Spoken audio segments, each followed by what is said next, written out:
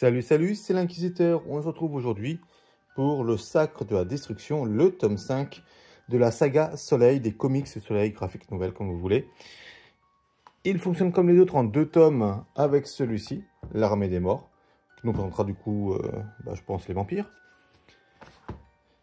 Et donc là, on va se retrouver du coup avec du Skaven, ce qui fait écho un peu au tome 4, que vous avez vu dans ma précédente vidéo, où on avait la menace principale était les Skaven. Tac. Donc quand les vermines Skaven sortent de leur terrier fétide pour répandre le chaos, Frolic, ou Frolich, je sais pas comment ça se prononce, moi, ça m'a fait penser aux croquettes. Un officier tombé en disgrâce se prépare au pire, mais est-il prêt à affronter le terrible assaut de ses ennemis sans foi ni loi? Alors que le vieux monde tremble, l'armée des morts s'apprête à semer la destruction. Ça a l'air alléchant, honnêtement. À un moment, quand j'ai vu ça, j'étais plutôt content. Donc on y va, surtout que tome 3 et 4, comme vous savez, j'ai plutôt bien aimé. Et là, on tombe sur une patte graphique complètement différente des autres tomes. Donc Gillen ou Gillen et Harris au dessin. Harris qu'on avait retrouvé, je crois, sur le tome 3 et 4 également. On n'est pas tout seul, mais il avait été dessus. Donc, on est sur un style complètement différent au niveau du visuel. Un perso, j'ai eu du mal à m'habituer, mais je dis ça fait une expérience. Ça fait assez ancien. Les visages, surtout, qui m'ont fait bizarre. Surtout, vous allez voir après, les visages, c'est très, très étrange. Donc là, on nous présente le nécromancien qui fait un petit rituel, en fait, pour sanctuariser son repère, pour pas qu'on le retrouve.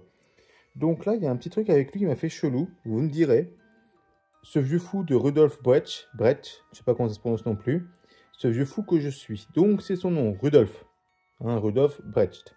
Ok, ça va être important pour la suite. Donc là, on revient un petit peu sur la première guerre des tomes 1 et 2, avec le nain, tout ça, les joueurs d'épée, ça Vogel, etc., etc.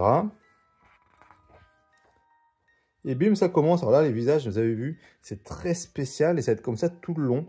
Vraiment, j'ai eu du mal, beaucoup de mal. Je vais voir même un peu plus loin, voilà. C'est très, très spécial, vraiment. Bon, en revenant ici, donc là, on voit Frolic. Frolic. Alors, d'où il vient? Excusez-moi. Faut que j'assume mes blagues. En fait, il vient de ce tome-là. Bien sûr, à consommer avec modération. Et c'est pas forcément très bon. En tout cas, celle-ci. C'est bien d'ici.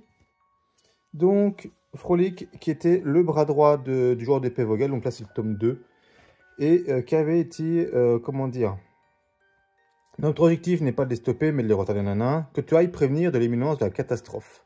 Monsieur, je ne peux pas, ma place est ici sur le front, mais en fait, il faut absolument prévenir, et du coup, il lui fait confiance pour y aller, pour prévenir les autres de l'invasion du chaos.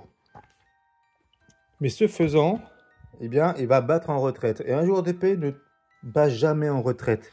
C'est pour ça qu'il a quelques petits problèmes d'autorité avec certains de ses hommes, dont celui-ci particulièrement, Marcus. Donc là, leur boss, donc il fait le reproche sur la discipline. On retrouve les Skaven qui lancent des runes pour retrouver quelque chose et ne le trouvent pas. Néanmoins, on a des petits loups funestes, je suppose, vu leurs yeux, qui déterrent le cadavre qui a été tué au tout début. Ici. Et parce qu'il dit à un moment, il nous restera qu'en trouver 4 autres. Parce qu'en fait, du coup, il enterre des cadavres à 4 points spécifiques, ce qui protège son repère. Et là, en déterrant le cadavre, eh bien, le repère n'est plus protégé, ce qui fait que les Skaven découvrent le nécromancien. Et les Skaven, qu'est-ce qu'ils veulent? C'est retrouver une couronne.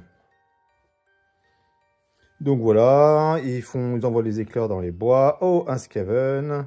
Mais un Skaven en plein jour, c'est bizarre. Et là, en fait, il y a plein de Skaven, alerte. Et là, ça fait très... un peu comme les tapisseries d'autrefois. Ça fait très bizarre, on dirait du collage. Alors, c'est possible, il y a par exemple des pros en collage, en illustration. C'est vraiment super beau. Si je ne me trompe pas, je crois Olivier Ledroit, qui fait comme les chroniques de la Lune Noire, par exemple. Il en fait beaucoup. Et c'est vraiment chouette. Alors là, j'ai beaucoup de mal. Comme je dis, c'est une expérience. Honnêtement, l'histoire est plutôt, pour l'instant, elle se tient. Moi, en plus, je vois des nécromanciens, tout ça, je suis content. Donc voilà, ils repoussent les Skaven, mais ça y retourne, et ils disent, mais qu'est-ce qu'ils font là? Pourquoi ils veulent tout le temps nous attaquer alors qu'ils sont plutôt lâches? Parce qu'ils veulent une couronne, et cette couronne, ils disent, il y a un truc bizarre, il faudrait qu'on la trouve avant eux. Ils sont pas là pour rien. Donc ils vont faire un petit contingent, parce qu'ils pensent que c'est par rapport à un certain endroit, donc en fait l'endroit où est le nécromancien. Donc il prend Werner qui est en fait une sorte d'artificier. C'est pas du tout Winman hein, du tome 1 et 2. Hein. J'ai vérifié, c'est pas le même bonhomme. Il était beaucoup plus jeune dans l'autre. Hein. D'ailleurs on l'a vu dans ce que je vous ai montré tout à l'heure. Pour aller en fait explorer la tour du nécromancien. Et qu'on retrouve ici. Donc là il scrute tout ça. Il dit oh là là ils m'ont retrouvé, il faut que je me casse. Et voilà, quelque chose cloche et ce n'est pas Albert Brecht. Quelqu'un doit être à sa recherche. Il va falloir... Nanana. Albert Brecht. Au tout début, il a dit s'appelait Rudolf Brecht. Alors je comprends pas pourquoi il a deux noms. Est-ce que c'est dans la traduction, le mec s'est perdu en écrivant son histoire? Ou alors, je sais pas, il y a... Rudolf ou Albert, il y en a un c'est le nécromancien, le mort-vivant, et l'autre c'est l'humain, on va dire, j'en sais rien, ou alors quand il est gentil, quand il est méchant, comme une sorte de dédoublement de personnalité. Je sais pas du tout. En tout cas, on voit qu'il emprisonne des Skaven. Vraiment très très spécial. Et il va pour se barrer, et voilà que les humains débarquent dans son repère. Donc il s'attaque des ghouls, des squelettes. Hop. Il monte dans la tour du nécromancien. Et là, on voit en rituel. Donc, voilà, là, vous voyez, là, la couronne. Donc là, je pense que c'est des cornes et tout. C'est le... pour montrer le raccord nu. Donc, c'est la couronne Skaven. Et en fait, il prend l'énergie vitale qu'il récupère. En fait, quand il planche la dague, là, c'est de la malpierre aussi. Il récupère l'énergie vitale de sa proie, donc là, du Skaven, pour se l'injecter, en fait, pour vivre éternellement. Sans avoir besoin de... d'aide, par exemple d'un vampire ou autre.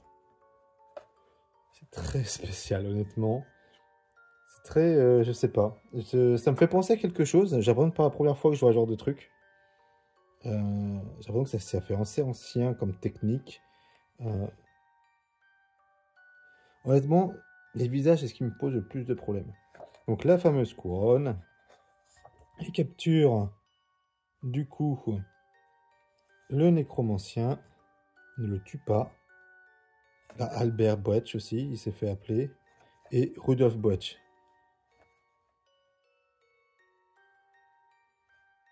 Donc je pense que c'est un dédoublement de personnalité.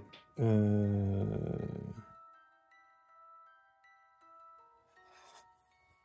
c'est pas très clair en fait, du tout. Et puis voilà, et là on finit sur les chauves-souris. Donc sûrement l'avènement des vampires. Bon, alors qu'est-ce que j'en ai pensé réellement? Honnêtement, je l'ai quand même trouvé plutôt sympa, même si visuellement il est assez déconcertant.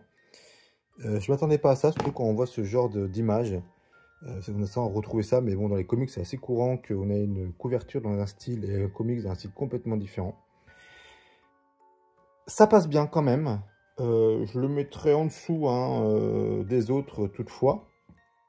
Mais ça passe bien et surtout, en fait, moi j'ai qu'une hâte, c'est de retrouver les contes vampires. Ça me tease pas mal les contes vampires et vu que c'est une de mes factions préférées dans Warhammer Battle Fantasy ou Old World même, du coup j'attends avec impatience. Donc là, on va dire mitigé.